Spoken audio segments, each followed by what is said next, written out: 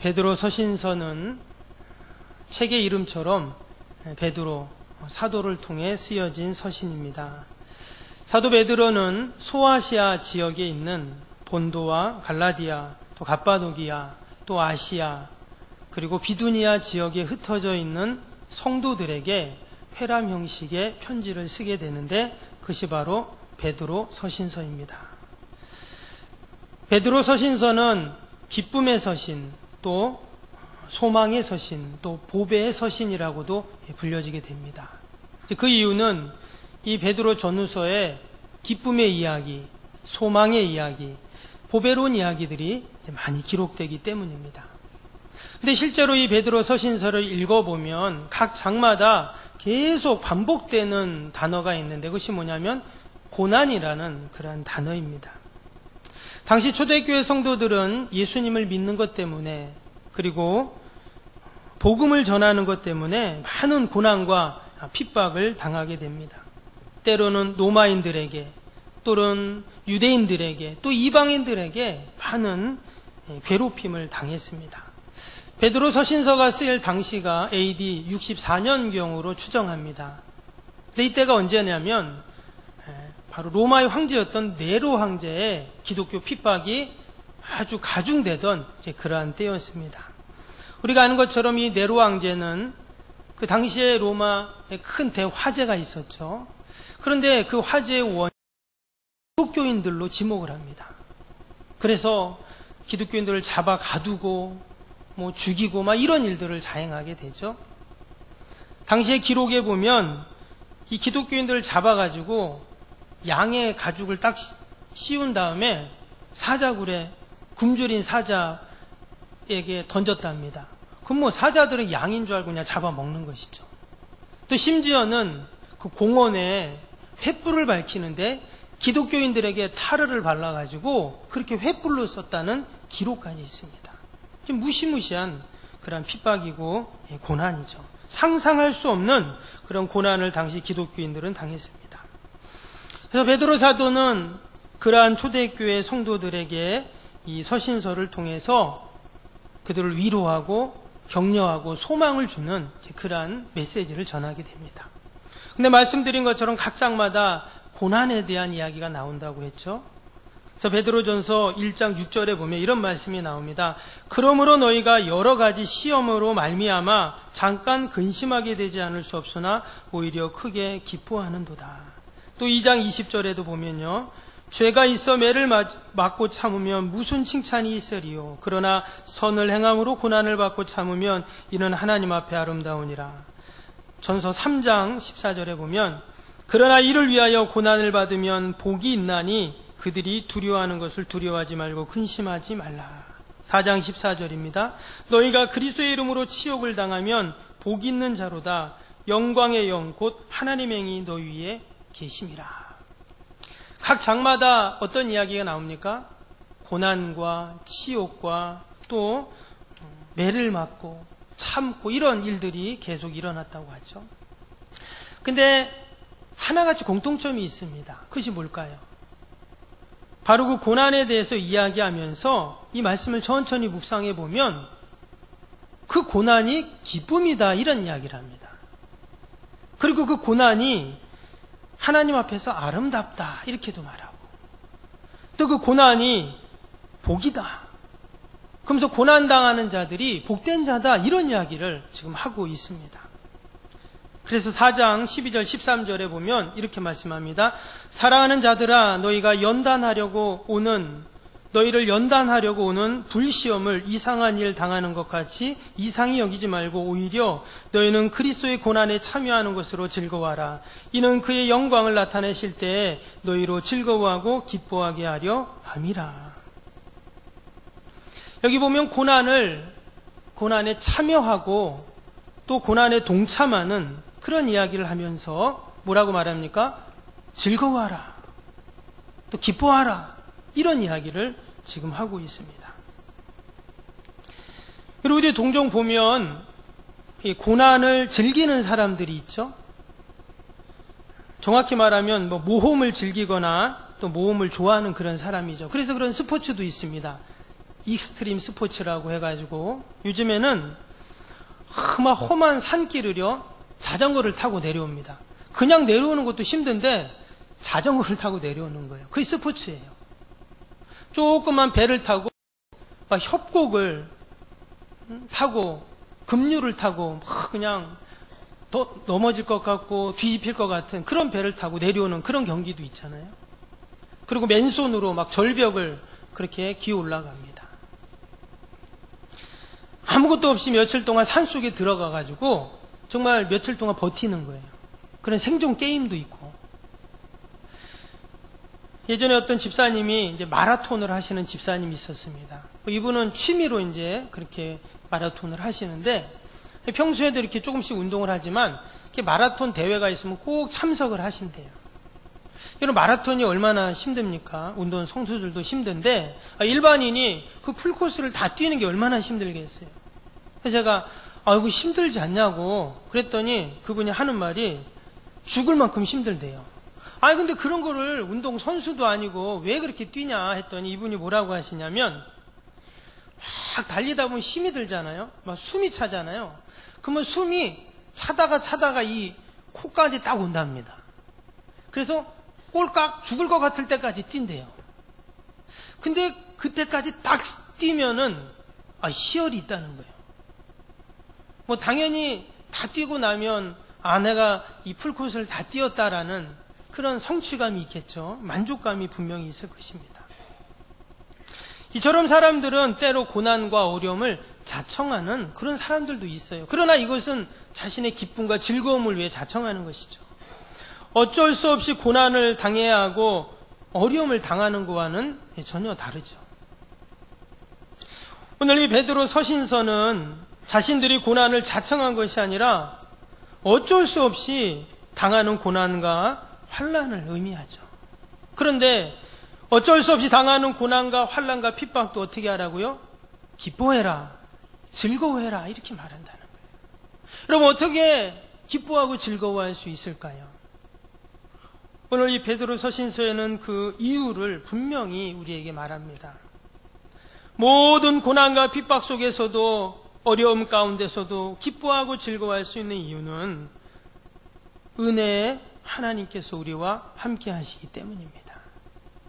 오늘 10절 말씀을 다시 한번 보시면 모든 은혜의 하나님고 그리스도 안에서 너희를 부르사 자기의 영원한 영광에 들어가게 하시니가 잠깐 고난을 당한 너희를 친히 온전하게 하시며 굳건하게 하시며 강하게 하시며 터를 견고하게 하시리라. 여기에 보면 모든 은혜의 하나님고 그리스도 안에서 너희를 부르사 이렇게 말씀하셨어요. 하나님은 어떤 하나님입니까? 모든 은혜의 하나님이신 줄로 믿습니다. 이 말은 다른 말로 하면 하나님은 모든 것에 은혜를 베푸신다는 말씀이에요. 근데 그런 하나님이 우리를 주님 안으로 부르셨어요. 그러니까 우린 지금 어디 있습니까? 모든 것에 은혜를 베푸시는 그 하나님과 함께 있는 것이죠. 여러분 모든 것에 은혜를 베푸시는 하나님과 함께 있을 때 우리는 넉넉히 어떤 고난도 아픔도 어려움도 이길 줄로 믿습니다. 베드로 사도는 당시 초대교회의 그러한 고난 가운데 낙심할 수밖에 없는, 실망할 수밖에 없는, 포기할 수밖에 없는 그들을 향해서 모든 은혜의 하나님을 선포하고 있는 것입니다. 여러분 우리의 삶 가운데 하나님의 은혜가 아닌 것이 있습니까? 우리가 지금까지 살아온 것 하나님의 은혜이죠. 우리가 이처럼 숨 쉴 수 있는 것 하나님의 은혜입니다. 건강한 것 하나님의 은혜이고 일하는 것 하나님의 은혜이고 또 내 힘으로 내 능력으로 이처럼 주님 전에 나와서 마음껏 하나님을 찬양하고 기도하고 예배드리는 것 여러분 다 하나님의 은혜인 줄로 믿습니다. 이 자리에 나오고 싶지만 몸이 아파서 또 여러 가지 형편 때문에 여러분 나오지 못하는 분들도 얼마나 많습니까? 때문에 우리는 늘 하나님의 은혜 가운데 살고 있는 줄로 믿습니다. 그래서 우리는 어떤 고난 속에서도 변함없이 베푸시는 하나님의 은혜를 우리는 늘 기억해야 합니다. 그런데 안타까운 것은 우리는 하나님의 은혜를 잊고 살 때가 참 많죠. 우리가 엄마 뱃속에서 잉태되고 태어나는 그 순간부터 우리는 부모의 사랑과 수고와 보살핌과 희생으로 우리는 자랍니다. 그런데 마치 부모의 은혜를 깨닫지 못하는 반항하는 사춘기 아이처럼 철모르는 어린아이 같은 때가 얼마나 많은지 모르죠. 여러분, 사실 하나님의 은혜가 너무 크면은요, 그 은혜를 느끼지 못할 때가 있습니다. 여러분, 지구가 얼마나 큽니까? 그러니까 우리가 이 지구 안에 있을 때 지구가 얼마나인지 보이지가 않아요. 이처럼 하나님의 은혜가 너무 크면 사실 느끼지 못할 때가 있습니다. 여러분, 지구가 얼마나 빨리 도는 줄 아세요? 우리가 KTX를 타면 KTX가 한 300km로 달리잖아요. 그렇죠? 그럼 비행기는 몇 킬로로 날아갈까요? 한 900km로 날아갑니다. 그 얼마나 빨라요? 그런데 여러분, 우리 지구가 매일같이 지금 돌고 있잖아요. 밤낮. 자전을 합니다. 얼마나 빨리 돌까요? 제가 자료를 찾아보니까 1666km로 시속 달린다고 해요.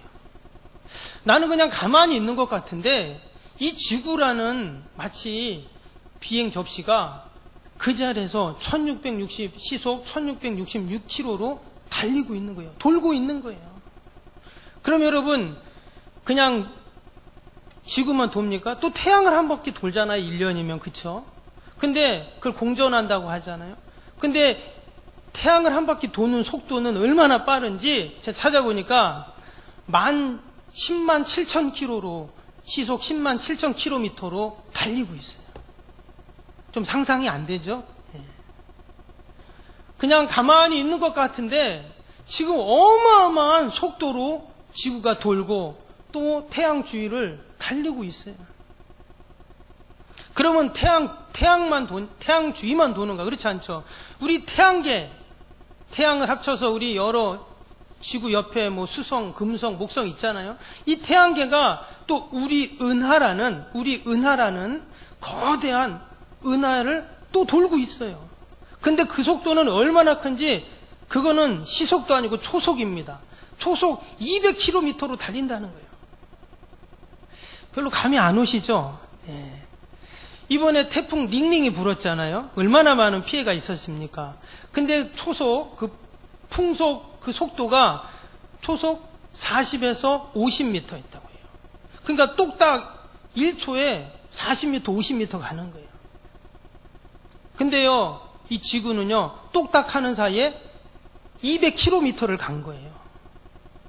예, 그래도 좀 감이 안 오시나 보네요. 어마어마한 속도로 지금 지구가 돌고 있는 거예요. 그런데 희한한 것은 하나도 안 어지러워요. 지난번에 아이들하고 놀이동산을 갔는데 아이들이 이렇게 놀이기구를 탔어요. 그걸 잘 안 타는데 그래서 한번 탔는데 그걸 바이킹이라고 하잖아요. 왔다 갔다 하는 거. 그걸 탔는데 저 천국 가는 줄 알았습니다. 내려지지도 않죠. 막 그냥 어지러워가지고 진짜 제가 내려갖고 다짐한 게 뭐냐면 내가 주님 앞에 갈 때까지는 다시는 안 탄다. 예. 얼마나 어지러운지 그것도 완전 돈 것도 아니고 그냥 왔다 갔다 한 것 뿐인데 그렇게 어지럽더라고요. 우리 어르신들은 절대 타시면 안 됩니다. 예. 근데 여러분 그 왔다 갔다 하는 것도 그렇게 어지러운데 지구가 그렇게 빨리 빙빙빙빙 돌고 있는데 왜 안 어지러울까요? 예, 모든 은혜 하나님께서 우리에게 안 어지럽게 하셨는 줄로 믿습니다. 과학자들이 그것을 연구를 해봤더니요, 여러분 100km 달리는 자동차에서 옆에를 보니까 또 100km 달리는 자동차가 있어요. 그러면 그 자동차가 움직이는 것처럼 보일까요? 안 움직이는 것처럼 보일까요? 안 움직이는 것처럼 보이죠. 나도 달리고 옆에도 달리니까. 그래서 우리가 어지럽지 않다는 거예요. 정말 그런지 모르겠어요. 책에 그렇게 나오니까. 중요한 것은 우리가 이처럼 빨리 돌고 있지만 느끼지 못합니다. 왜? 너무 빠르니까. 여러분, 하나님의 은혜가 너무 크면은요, 때로 그것을 느끼지 못할 때가 있어요. 여러분, 그렇게 빨리 돌면 소리가 커요, 안 커요? 어마어마한 소리가 납니다. 이번에 태풍 불 때도, 이번엔 초속 30, 40밖에 안 됐는데도 30m, 40m. 근데도 얼마나 바람이 불고 소리가 납니까? 여러분, 지구가 돌 때 어마어마한 소리가 나는데 우리는 그 소리를 못 들어요. 왜냐? 우리 하나님은 우리 귀를 너무 큰 소리를 못 듣게 만드셨어요. 16 헤르츠부터 16,000헤르츠까지만 우리가 듣게 해놓은 거예요. 그 너머는, 그 밑에는 못 듣게 하신 거예요. 이게 바로 은혜의 하나님이죠. 우리는 늘 하나님의 은혜 가운데 살고 있는 줄로 믿습니다. 하나님이 베푸시는 은혜가 아니면 우리는 살 수가 없습니다. 때문에 하나님의 은혜는 너무 커서 때로 우리가 그 은혜를 다 알게 되고 느끼게 되면 감당하지 못할까봐 하나님은 각 사람이 깨달아지는 만큼만 하시고 그 은혜를 누리게 하시는지도 모릅니다. 이러한 무한하신 하나님의 은혜를 생각하면서 여러분, 지금 내가 처해 있는 고난을 바라보게 되면 어떨까요? 오늘 10절 말씀에 봅니다. 10절에 보니까 모든 은혜의 하나님고 그리스도 안에서 너희를 부르사 자기의 영원한 영광에 들어가게 하신 이가 잠깐 고난을 당한 너희를, 이렇게 말씀하셨어요. 잠깐 고난을 당한 너희를. 모든 것에 은혜를 베푸시는 그 하나님은요, 지금 우리가 처해 있는 그 고난을 보시면서 뭐라고 하냐면 잠깐 고난을 당했다, 이렇게 말씀하세요. 이 말은 다른 말로 하면 하나님에게는 아무것도 아니라는 거예요. 지금 나는 그 처한 고난 때문에 죽을 똥 살똥하지만 하나님이 볼 때는 아무것도 아니라는 거예요. 잠깐 고난 당했어, 이렇게 말씀하세요.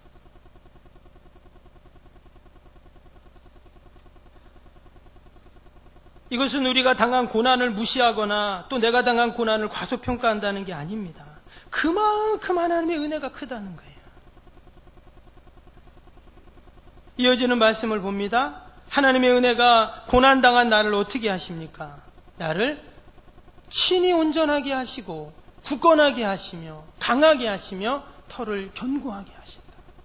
하나님께서 친히 우리를 온전하게 만들어주시고 굳건하게 만들어주시고 강하게 만들어주시고 견고하게 만들어주시는 거예요.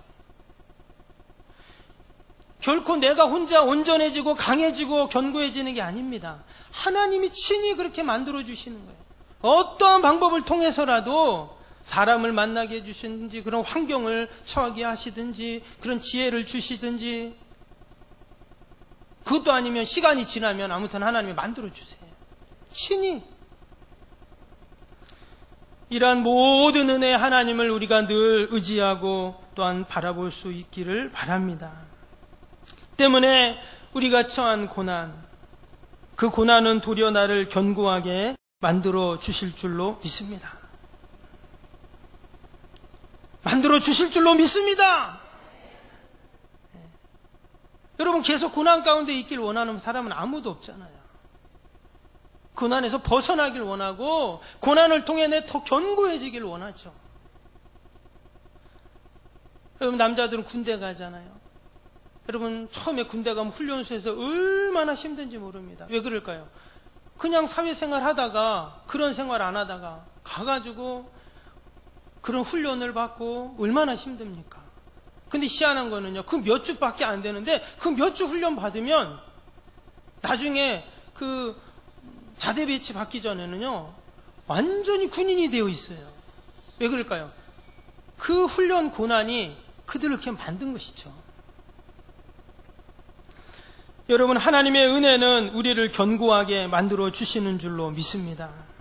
그래서 시편 119편 71절 72절에 보면 고난당한 것이 너희에게 내게 유익이라. 이로 말미암아 내가 주의 율례를 배우게 되었나이다. 주의 입의 법이 내게는 천천 금은보다 좋으니이다. 고난이 유익이라고 했어요. 그러면서 그 고난이 천천 금은보다 더 좋다, 이렇게 이야기를 하고 있는 것입니다. 히브리서 12장 6절 8절에는요, 고난이 이렇게 말합니다. 주께서 그 사랑하는 자를 징계하시고 그가 받아들이시는 아들마다 채찍질하심이라 하였으니 너희가 참음은 징계를 받기 위함이라. 하나님의 아들과 같이 너희를 대우하시나니 어찌 아버지가 징계하지 않는 아들이 있으리요. 징계는 다 받는 것이오늘 너희에게 없으면 사생자요 친아들이 아니니라. 심지어 하나님께서는 우리가 당하는 고난, 징계를 통해서 하나님의 깊은 사랑을 경험한다고 해요. 지금 징계가 없으면 사생자요 친아들이 아니라 했잖아요. 도리어 그 고난이 더 깊은 부모의 사랑, 그 깊은 아버지의 사랑을 깨닫게 되는 것이죠. 여러분, 고난이 우리에게 때로는 유익이 될 줄로 믿습니다. 미국 해변에 큰 바위가 있는 언덕이 있었다고 합니다. 근데 그 밑에 이제 마을이 있었어요. 어떤 사람이 그 마을로 이사를 왔습니다. 근데 자기가 이렇게 보니까 저 언덕 위에 큰 바위가 있는 거예요. 그 바위를 보니까 너무 불안한 거예요. 혹시 저 바위가 이렇게 마을로 굴러 내려오면 어떻게 할까? 너무 불안한 거예요. 그래서 주정부에 전화를 했어요. 우리 마을 위에 큰 바위가 있는데 만약 그 바위가 굴러내려면 큰일 난다. 그 바위를 좀 다른 데로 옮겨달라. 이런 청원을 냈어요. 근데 와서 보니까 정말 거대한 바위가 마을 위에 있는 거예요. 그래서 안 되겠다 해서 며칠을 헬기를 동원하고 또 불도저를 동원하고 그래서 그 바위를 산 너머로 고속도로로 그렇게 내렸어요. 그랬더니 어떤 청년이 그 모습을 보고 있더니 저 바위를 나한테 파십시오. 나한테 100불에 파세요. 그런 거예요.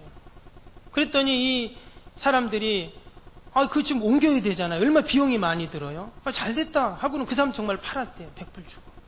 그랬더니 청년이 그 바위를 조각하기 시작합니다. 그래서 미국 사람들이 당시 가장 좋아하는 존 웨인, 소부 영화에 나온 사람 있잖아요. 존 웨인을 딱 조각상을 만든 거예요. 그럼 얼마 지나가지고 어떤 사람이 그걸 100만 불에 샀답니다. 어떤 사람에게는 두려움거리고 그냥 바위덩어리일 뿐인데 어떤 사람에게는 그게 멋진 조각품이 되는 거예요. 그리고는 얼마 있다가 어떤 일이 생겼냐면 그 마을에 비가 왔는데 위에서 그 산사태가 나가지고 마을에 그냥 다 덮어버린 거예요. 왜 그런가 봤더니 예전에 그 바위가 그 산에서 그 흙들을 다 막아줬는데 이 바위를 치는 바람에 그 흙들이 다 유실돼가지고 그냥 토사가 다 내려와서 마을을 덮은 거예요. 여러분, 이처럼 때로는 우리의 인생을 가로막는 바위가 여러분 우리를 지켜줄 수도 있습니다. 그 바위를 제거했던 그 마을은 산사태가 나서 큰 어려움을 도리어 당했어요. 여러분의 인생을 가로막는 바위 덩어리, 도리어 그 큰 것이 더 큰 고난을 막고 있는지도 모릅니다. 100불밖에 안 되는 바위 덩어리지만 그것은 100만 불이 될 수도 있어요. 그래서 사도 바울은 고린도 후서에 보면 자신을 괴롭히는 육체의 가시를 갖고 뭐라 그랬냐면 은혜의 증거다 이러면서 자랑을 했죠. 여러분, 이처럼 우리는 고난을 통해서라도 하나님의 은혜를 경험하고 또 고난을 통해서 더 연단되고 견고해져서 하나님의 사람으로 세워져 갈 줄로 믿습니다. 이제 우리는 무엇을 해야 할까요? 우리는 늘 하나님의 은혜 안에 굳건하게 서 있어야 합니다. 오늘 12절 말씀 다시 보시면 내가 신실한 형제로 아는 실로안으로 말미암아 너희에게 간단히 서서 권하고 이것이 하나님의 참된 은혜임을 증언하노니 너희는 이 은혜에 굳게 서라. 지금 은혜에 굳게 서라 이런 말을 했어요. 여러분, 은혜에 굳게 선다는 말이 무슨 말일까요? 내가 어디 위에 굳건하게 서 있다. 하나님의 은혜 위에 굳건하게 서라. 지금 초대교회에 많은 고난과 핍박이 있다고 했죠. 심지어는 그들을 잡아다가 굶주린 사자굴에 집어넣고 더 나아가서는 그들을 죽여갖고 공원에 횃불로 사용했다 했어요. 이런 무시무시한 고난 가운데 여러분 어떻게 그 두려움 가운데 넉넉히 이길 수 있습니까? 은혜 위에 굳건하게 서는 방법밖에 없어요. 다른 방법이 없어요. 내 능력으로 내 힘으로가 아니라 하나님의 도우심으로 내가 늘 하나님의 은혜 위에 굳건하게 서 있으면 넉넉히 감당할 줄로 믿습니다. 여러분 기독교와 다른 종교의 차이점이 있습니다. 그것은 바로 은혜라는 교리입니다. 여러분 이 은혜는요 사랑과 자비와 섬김과 희생과 용서와 때로는 이런 거와 비슷하게도 이야기를 합니다. 그러나 사실 은혜는 전혀 달라요. 모든 종교는 자력 종교라는 말을 합니다. 무슨 말이냐면 땅을 파는 종교예요. 삽질하는 종교입니다. 그래서 내가 공로를 쌓고 수고하고 선을 쌓고 득도하고 성불하고 또 중생하고 구원을 만드는 것이 모든 세상의 종교의 교리이죠. 그것도 좋고 선한 것입니다. 그런데 기독교는 자력 종교가 아니라 타력 종교다 이런 말을 합니다. 소위 천수답의 종교다 이런 말을 해요. 즉 하늘에서 비를 내려줘야 농사를 짓는 거예요. 하늘에서 은혜를 내려주셔야 우리가 살아가는 것입니다. 심지어는 하늘에서 은혜를 내려주지 않으면 아무것도 할 수 없어요. 하나님께서 음성을 들려주시지 않으면 하나님의 뜻을 보여주시지 않으면 아무것도 하지 않는 게 기독교인 거예요. 도리어 내가 뭘 한다고 내 힘으로 능력으로 경험으로 뭘 막 하면서 나아갈 때 문제가 생기죠. 지금 은혜 안에 굳건하게 서라는 말이 그런 말이죠. 늘 하나님의 은혜를 사모하고 하나님의 뜻을 헤아리면서 우리가 은혜 안에 굳건하게 설 때 우리의 삶이 늘 복된 삶이 될 줄로 믿습니다. 심지어 고난 가운데서도 은혜 가운데만 서 있다면 우리는 넉넉히 복된 삶을 살 수가 있습니다. 우리가 잘 아는 헬렌 켈러 여사가 있습니다. 눈에 눈도 보이지 않고 또 말도 할 수 없고 또 귀도 들리지 않는 그런 사람이었어요. 삼중고를 겪는 그런 사람이었죠. 그런데 자신의 이런 불행을 자신은 탓하지 않습니다. 도리어 더 훌륭한 일들을 많이 하고 많은 사람들에게 선한 영향력을 끼친 그러한 사람입니다. 말년에 어떤 기자가 이 헬렌 켈러 여사에게 이렇게 물었답니다. 당신은 일평생 육신의 이러한 고통으로 살아갔는데 불편하지 않았습니까? 하나님을 원망한 적이 없습니까? 이렇게 물었대요. 그랬더니 그녀가 빙그레 웃으면서 이렇게 말합니다. 제가 하나님으로부터 받은 은혜를 헤아리는 것만으로도 시간이 없는데 하나님에 대한 감사만 해도 부족한데 어찌 원망할 시간이 있습니까? 감사하고 그 은혜를 기뻐하는 것만으로도 시간이 부족합니다. 여러분 이러한 고백이 진정 우리 그리스도인들의 고백이 되어야 할 줄로 믿습니다. 분명히 헬렌 켈러는 하나님의 은혜를 아는 그런 여인이었죠. 오늘 본문의 베드로 사도는 하나님을 가리켜 모든 은혜의 하나님이라고 이렇게 이야기했습니다. 여러분 우리가 믿는 하나님은 모든 것의 은혜를 베푸시는 하나님이신 줄로 믿습니다. 어떤 고난 속에서도 하나님의 은혜는 유효합니다. 우리가 한 주간을 살면서도 하나님의 은혜를 사모하고 은혜를 소망하면서 하나님께서 우리를 오늘 말씀처럼 견고하게 하시고 온전하게 하시고 또 굳건하게 하시는 그 하나님을 경험하는 저와 여러분이 다 되실 수 있기를 바랍니다. 기도하겠습니다.